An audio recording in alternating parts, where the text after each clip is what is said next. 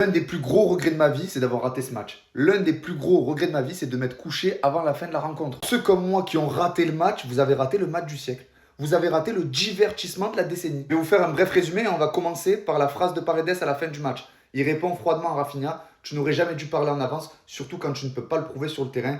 Dès que Rafinha a dit ça, on l'a envoyé au groupe WhatsApp, on a répondu sur le terrain. Pour ceux qui avaient raté, Rafinha avait déversé sa haine sur les Argentins il y a quelques jours, pour les tabasser sans hésiter sur le terrain et en dehors s'il le faut. Je vais tout faire pour marquer, qu'ils aillent se faire foutre, ce sont des connards. Résultat, Rafinha n'a pas du tout assumé sur le terrain. Quand on parle, on doit assumer. Et surtout, résultat, il a perdu ses nerfs à plusieurs reprises. En sortant à la mi-temps, il a voulu se battre. Là aussi où il vient provoquer un Argentin. Après, ça part en bagarre générale. Bref, c'était le why. Ils sont tous sortis de leur gant, à l'image de Vinicius qui, encore une fois, montre ses 2 Ligues des Champions. Rodrigo qui va provoquer Paredes en disant: t'es trop nul, et Paredes qui lui répond: j'ai une Coupe du Monde et 2 Copa América, toi t'en as 0. Et pendant ce temps, les Argentins s'amusaient des Brésiliens. À l'image d'Emiliano Martinez qui a jonglé en plein match pour les provoquer. À l'image des supporters qui ont chanté 1 minute de silence pour le Brésil qui est mort. Même les joueurs l'ont chanté avec les supporters. Encore d'Otamendi qui est venu voir Rafinha et qui lui a dit: parle maintenant. Il y a un truc que je comprends pas. Dans la vie, il faut rester lucide. Rafinha parle alors que c'est peut-être le pire Brésil de la décennie. Rafinha parle et prévient l'Argentine alors que ça fait 19 ans qu'ils n'ont pas gagné en Argentine. Résultat final, 4-1 pour l'Argentine et une humiliation sur et en dehors du terrain. Non, là je pense qu'on est sur l'une des pires humiliations post-trash talking. Parce que Rafinha a voulu parler, il a voulu insulter, il a voulu trash talker, il a même pas assumé sur le terrain, lui et toute son équipe.